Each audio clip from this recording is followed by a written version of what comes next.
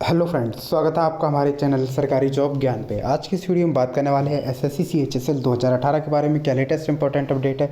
तो दोस्तों वीडियो को अंत तक देखिए ताकि जितनी भी इंपॉर्टेंट इन्फॉर्मेशन हम आपके लिए यहाँ पे लेके आए वो आपको पूरी मिल सके।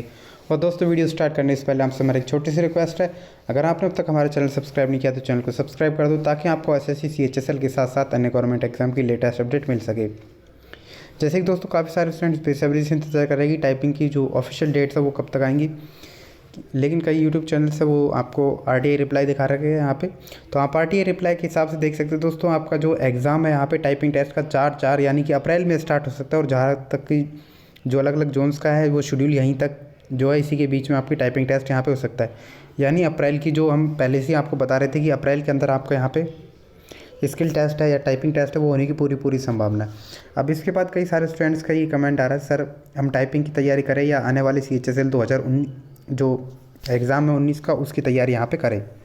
तो दोस्तों हम आपको यहाँ पे बता दें कि आप बिल्कुल अपनी टाइपिंग की तैयारी भी करते रहिए और साथ साथ में अपने एग्ज़ाम की तैयारी भी यहाँ पे करते रहिए, क्योंकि आप सब लोग पता है कि अभी अभी जो है यहाँ पे CGL का एग्ज़ाम हुआ है, तो उसी हिसाब से आपका यहाँ पे पैटर्न आने वाला है।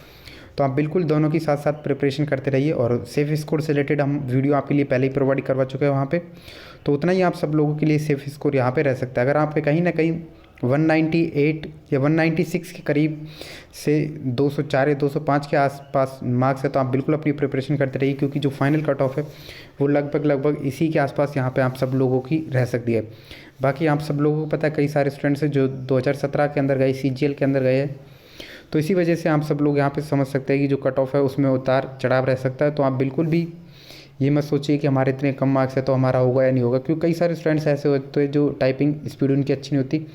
तो इसी वजह से आप सब लोग यहाँ पे बिल्कुल तैयारी करते रहिए। अगर